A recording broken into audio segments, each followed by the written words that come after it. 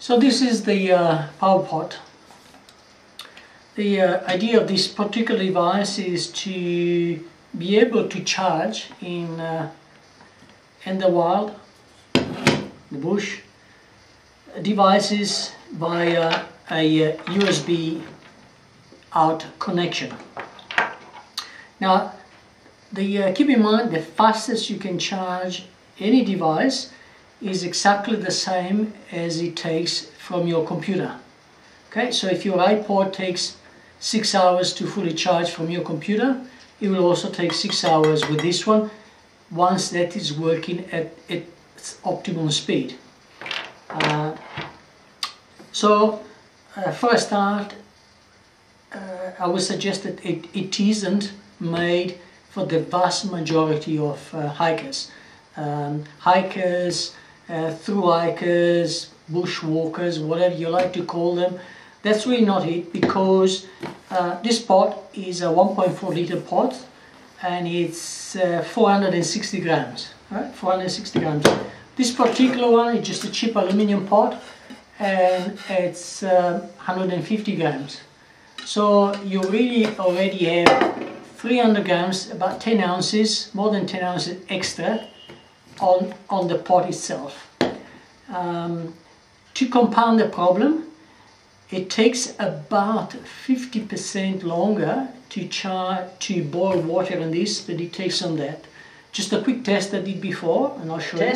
So I have the power pot here with 1 liter of water and a similar size aluminium pot, also a liter of water. It's 13.5 degrees. So I put them on the flame there, and the purpose of the test is to see how much longer this will take to come to a boil than the other one. Keep in mind that you're really not meant to boil water with this one, because of course the cooler the water, the better the electricity generating bit will work.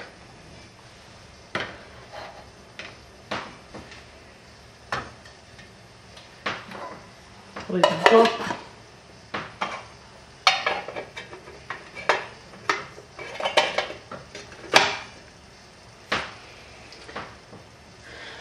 And now we wait.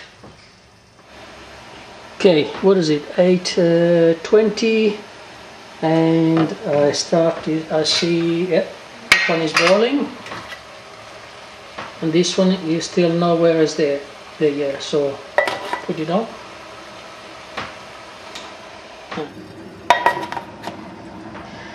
Okay, now it's 12:40 and we're starting to have a boil. Not quite a rolling boil like the other, but it is a boil. So there you are, about 4 minutes late. Okay. This took on my gas stove. This took 8 minutes and 40 seconds to boil 1 liter. 8 minutes and 40 seconds. This one, same water, same temperature, it took 12 minutes and 40 seconds. So about 50% more. Okay. On top of that, it isn't really designed for cooking. So it's okay for to heat up water for you know, those boil in the bag meals, whatever, a freeze dry meal. But you really shouldn't cook there, because you really need always to have a bit of a difference between the bottom and the top, so that you shouldn't have this really too hot. Okay, so once the water boils, as you see later on, it doesn't really put out much power at all. Ideally, what you have in there is snow, you're melting snow, or you have really cold water and you keep taking hot water out, putting cold water in as it warms up, or you keep melting snow. That is when it's working really efficiently at its best. Okay, now I'm going to turn down the flame.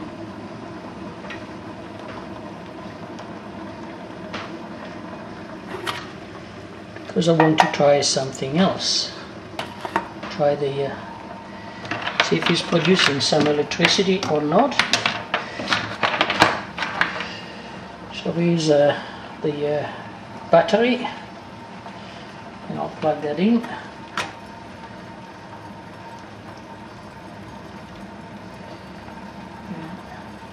Sorry.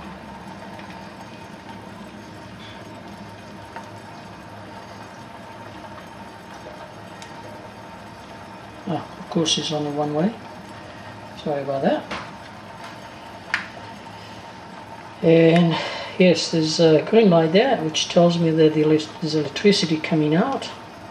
So, and on my battery I don't know, oops, sorry, yeah, there's a green light. I don't actually know if that red means it is fully charged or is charging, because I used it a bit yesterday, but anyway, I'll plug something else in.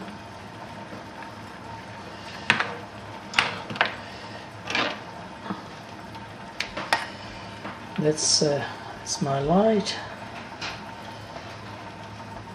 and yes, so it does work. It's actually, this would make incidentally a very good tent light.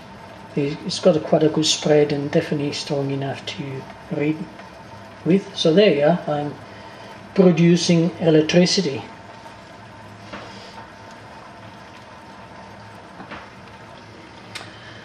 Okay, now can it charge my batteries?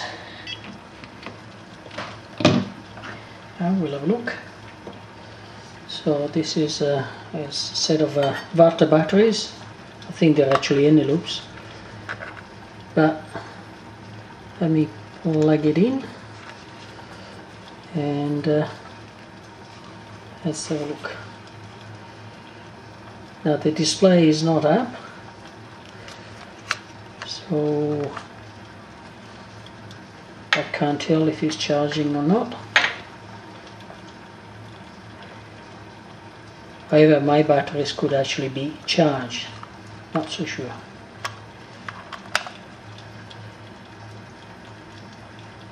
Okay, see if I can find another couple of batteries. This only works in pairs. Okay, I've put a couple of any loops that are down a bit in power, probably half power, and still no display, so it doesn't have at the moment enough power to charge it. So I'll put some cold water and see what happens. Okay, I've added some cold water. There is some charge going through there.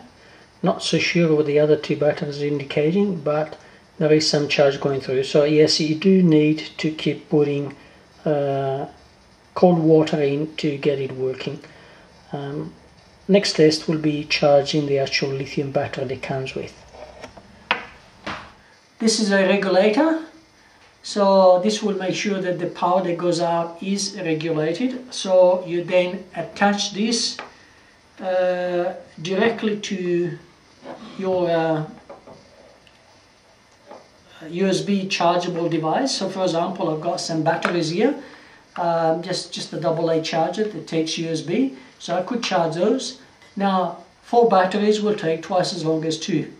Okay, there's no magic formula there, it's just the way it works. What you typically do, or I suggest you do, is you don't actually charge the device directly. What you do is you charge a spare battery like this one. This you can buy as part of the kit. This particular is 1800 milliamps. You can buy bigger ones. Once this is charged, then you can plug in your something like this, and I have charged these batteries. In fact, I've charged with this battery here, or I topped them up actually, I didn't charge, top them up. Or you can just plug in something like this light and that's it, just use that. You can of course plug this one directly into the stove, but there isn't really much point of doing that. You know, well, it depends what you want to do. So that's what you have to think is if the extra weight of this battery, well, this is about 70 grams, so it's a bit over 2 ounces, so it will take about 5 of these batteries to make up the difference between this pot and that pot. Alright? So where it probably would work if you're away long enough that you will discharge more than 5 batteries, whatever, or simply because you are inside a teepee with a wood stove, or you're inside a hut where you're spending a lot of time anyway by the fire, because that's part of the entertainment, if you like. So you're reading a book and you're feeding the stove, the fire, and you keep melting water for everybody and so on, and you know, to wash yourself and whatever, and that's part of the pastime. So this will be effective for that. So again, very, very niche market, but it does work. That's the important part. As you can see with the battery, you get all sorts of adapters here. Those adapters will charge, will plug into most devices, so iPods, and it doesn't work with an iPad because it doesn't have enough power to charge that. However, you might be able, I don't know because I don't have one, you might be able to do it from this one. So you charge that first, then you transfer that power into the whatever device. Alright, and next I'll show you how it works on a stove. Same principle really on other heat sources, so a hot plate or whatever. And thank you for watching.